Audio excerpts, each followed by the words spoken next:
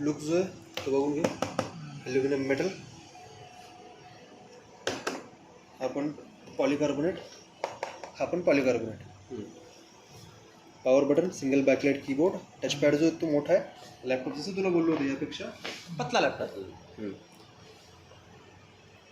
एक तुला USB port हा येतो 2.0चा. 2 येत आहे 3.2चे. एक थंडरबोल्ट येतो टाईप-C डेटा ट्रान्झॅक्शनसाठी.